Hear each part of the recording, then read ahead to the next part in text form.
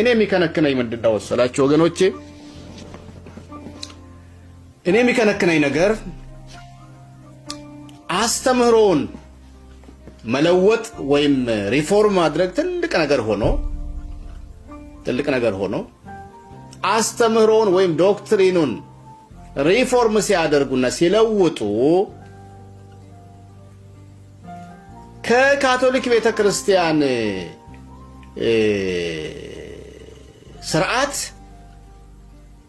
ይዘው መውጣት የነበረባቸው እንዴት ልበላችሁ በምን ቋንቋ እንደምገልጸው ለምሳሌ እስራኤሎች ከግብጽ መውጣታቸው በሙሴ መሪነት በሙሴና አሮን መሪነት ትልቅ ክስተት ነው።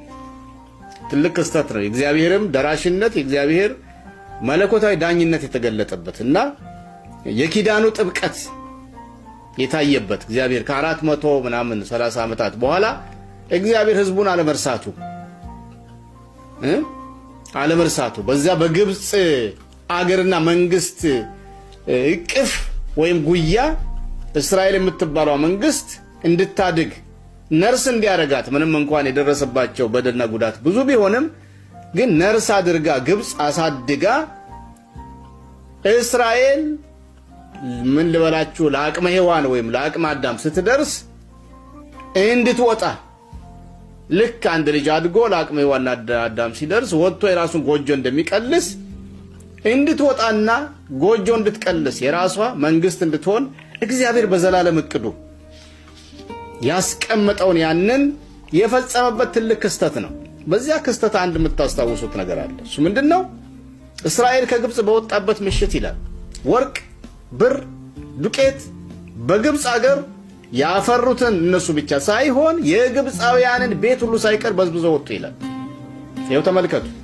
430 ዓመት ከቆዩ በኋላ ዋናው ቁም ነገር የነሱ መውጣት ነው ቢባል ኖሮ ሌላ ነገር አስፈልግም መውጣታቸው በቃ እንደው በቀራቁታቸውን ወይም የለበሷትን ጨርቅ ብቻ መውጣታቸው ነው ቁም ነገሩ ቢባል ኖሮ ለአይምሮ ይመቻል።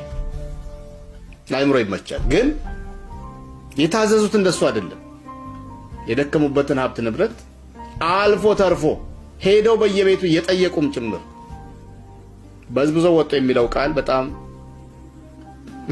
የተለየ ቦታ አለው በዚያ የዘጸአት ታሪክ ውስጥ የመውጣት ታሪክ ውስጥ አይደል?